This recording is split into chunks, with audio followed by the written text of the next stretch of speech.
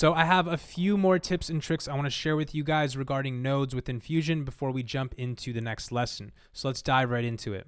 So I'm just going to build out a little composition here. Let's take this dirt bike clip, put it over top of this. Let's blur it just so we have a few more things going on here. So the first thing I want to show you guys is a shortcut that you'll be using a lot, and that is the bypass shortcut. So if we hit Command P on our keyboard, it allows us to basically disable a certain node, and it allows us to bypass it. So this is a great shortcut to know when you're working with a lot of nodes and you want to see exactly how one specific node affects your final output.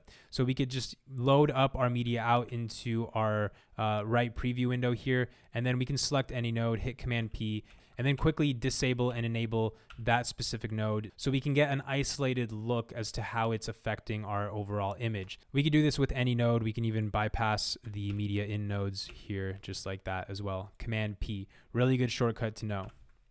Now, like I've shown you guys before, we can hold Shift to bring nodes into the chain of commands very quickly, but we can also use Shift to take them out as well. So let's say I want to remove this blur node over here. I can hold Shift on my keyboard and take it out just like that, and I can add it in somewhere else if I wanted to, just like that. So holding Shift and moving nodes around within your node tree, Shift is going to be your best friend. It allows you to do it very quickly. The alternative would be to break this connection, connect it through the blur, and then connect it again, which is a lot more steps. It's much faster to just hold Shift and move things around in that way. And of course, we can quickly copy and paste nodes. All we got to do is select the node, hit Command C, and then hit Command V. If the node is selected originally, it's going to make a connection between both of those nodes. But if no node is selected and we paste it in there, it's going to paste it in by itself. So I'm just going to delete these here. We don't need them. Now you can see that everything is snapping to the grid here, and that's great for my workflow. I like it like that. If you don't want it to snap like this, you can simply just right click over here, arrange tools, and then uncheck to grid. And that way we are able to move freely, nothing snapping to the grid. Personally, I do like it snapping to the grid. I feel like it keeps things organized without me having to tediously move things to get them to line up with the grid. I just make sure that's on and I'm good to go. And lastly, I want to show you guys how we can group nodes together. This is something that you will do a lot of once you start working on bigger node trees. It can definitely be overwhelming when you're looking at tons of nodes, especially if you have a branch of your node tree that's completed. You don't need to look at it anymore. So for example, let's put this blur back over here. Let's add another transform here. Let's add a color change here.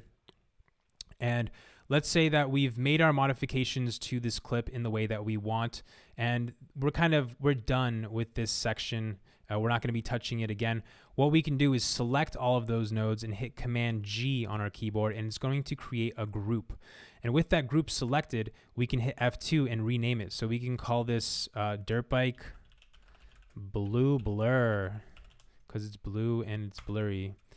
And now we have that group of nodes all in this one node here, and it makes it a little bit less distracting, but we know that we can just double click on these and then we can access all of those same nodes. They're in like this little box, this little container over here. So by double clicking the group, we're able to see everything that's going on within that little grouped area. And if we ever want to ungroup something, we can simply right click on the group, select ungroup, and it will basically decompose it back into our original node tree. So Command P to bypass a node and Command G to group any group of nodes. Those are two shortcuts that we're going to be using all the time. So make sure that you remember those. You can also access these shortcuts in the Ravenclaw keyboard shortcut layout PDF that we've created for DaVinci Resolve. So that's it for this video. Just a couple quick tips. I'll see you guys in the next one.